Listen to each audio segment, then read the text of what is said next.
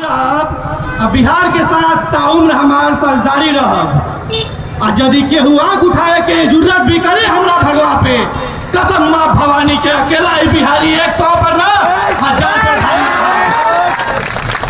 जय भवानी जय शिवाजी। या मंच पे उपस्थित सभी वरिष्ठ लोग एवं सभी श्रोता को मेरा प्यार भरा जय श्री राम। आज मैं अभिषेक सिंह आप सबके समक्ष प्रस्तुत हुआ हूँ इस हिंदू सभ्य समाज के महान मंच पे अपने कुछ वक्तव्य रखने के लिए। और मेरा वक्तव्य कुछ इस प्रकार से है कि अगर आप संविधान के प्रियम्बल्स खोलते हैं तो उसके 16वें शब्द में एक शब्द लिखा हुआ है जिसका नाम है धर्मनिरपेक्ष, जिसको आप इंग्लिश में सेक्युलरिज्म कहते हैं, जिसका मतलब होता है सर्वधर्म समाभव। और मुझे ये लगता है कि ये शब्द सिर्फ हिंदू भाई ही समझते हैं, क्योंकि हर धर्म को एक बराबर देखा गया है हमारे संविधान में, लेकिन हम हिंदू लोग ही सिर्फ इसको समझते हैं। कारण मैं आपको बता रहा हूँ, क्योंकि इस हिंदुस्तान में अगर एक छोटी सी बच्ची होली खेल रही होती है और उसके पिचकारी के 2 बूंद से किसी के शरीर पे रंग गिर जाता है तो उसके बदले में उसके घर वालों की हत्या हो जाती है। इससे बड़ा विडंबना हमारे हिंदुस्तान में और नहीं हो सकता है, कभी नहीं हो सकता है। इतना ही नहीं, हमें बहुत दुख होता है ये जानकर, हमारे गीता में भगवान श्री कृष्ण आकर साफ कहते हैं कि हे पार्थ, अगर तुम्हें अपने जिंदगी में कभी किसी का सहयोग करने का मौका मिले तो तुम वहां स्वार्थी बनना, स्वार्थी मत बनना। लेकिन हमें दुख होता है कि और धर्म के लोग तो शायद यही सिखाते हैं कि अगर तुम्हें किसी को मदद करने का मौका मिलता है तो वहां जाकर तुम उसकी मदद तो करो, बदले में धर्म परिवर्तन कर लो। मैं ये किसी बनावटी बातें नहीं कर रहा हूँ। आप आज का अगर गूगल करके खोलना चाहते हो तो करके देख लो, हिंदुस्तान जो सनातनियों का देश रहा है, ये विश्व का पहला नहीं सबसे पुराना धर्म रहा है।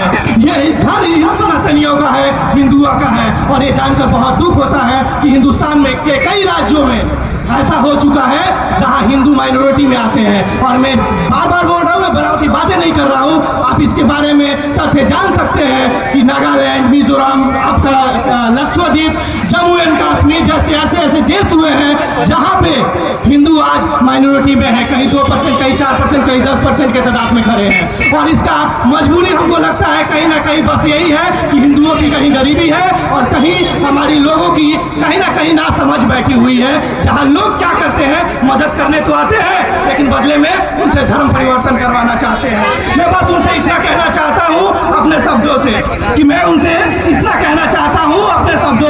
कि कि थोड़ी सी मुसीबत पे तुम अपने घर बदल लेते हो, थोड़ी सी मुसीबत पे तुम अपने घर बदल लेते हो, रास्ते में मुसीबत आने से अपनी राह बदल लेते हो। कि थोड़ी सी मुसीबत आने पे अपनी घर बदल लेते हो, रास्ते की मुसीबत आने से अपनी राह बदल लेते हो। अरे कहाँ मर जाती है तुम्हारी अंदर की खुददारी है मेरे हिंदू भाइयों, अरे कहाँ मर जाती है तुम्हारी अंदर की खुददारी है मेरे हिंदू भाइयों, कि चंद पैसों के लिए तुम अपने धर्म बदल लेते हो, कि चंद पैसों के लिए तुम अपने धर्म बदल लेते हो। हमें इस संस्था को ही इतना मजबूत करना पड़ेगा आर्थिक रूप से कि आने वाले समय में हम भी किसी का मदद करते हैं। 1-2 गिनती नहीं है, हिंदुस्तान में आज जितने भी मंदिर है आप जाकर देखिए, बिना किसी स्वार्थ का दिन रात लंगर चलता है। न जाने कितने ऐसे इंस्टीट्यूशन है जहाँ पे फ्री में पढ़ाई कराया जाता है, लेकिन हमारा धर्म ये नहीं कहता है कि हम आपका मदद करेंगे तो बदले में हम आपसे अपना धर्म परिवर्तन करेंगे। और ये जानकर हमें बहुत दुख होता है। मैं ज़्यादा वक्त नहीं लूँगा, अपने शब्दों को विराम देने से पहले एक बात कहूँगा कि आज से कुछ दिन पहले मुंबई में एक इलेक्शन हुआ था जहां किसी के जीत पे उनकी आरजू थी कि पूरा मुंबरा को हरा रंग से भर देना है। उनका सपना तो पूरा नहीं हुआ, लेकिन हम हिंदू भाइयों से बस इतना कहना चाहते हैं, आगामी 27 तारीख को सिलीगुड़ी की गली गली, घर घर, हर एक चौराहे, हर एक रास्ते, हर एक घर पे इतना भगवा लगा देना चाहिए कि कोई अपनी गली गलियारे और रास्ते से जब निकले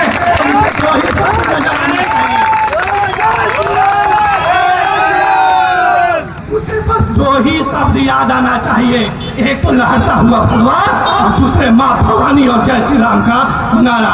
अंत में अपने शब्दों को विराम देते हुए बस इतना कहना चाहता हूँ कि हवाओं से तो पत्ते लड़ा करते होंगे, अरे हवाओं से तो पत्ते लड़ा करते होंगे, क्योंकि उनके नसीब में सिर्फ उड़ना लिखा है। हम तो तूफान से लड़ते बेखौफ हिंदू हैं जो सिर्फ अपनी जिंदगी में जीतना सीखा है। जय भवानी।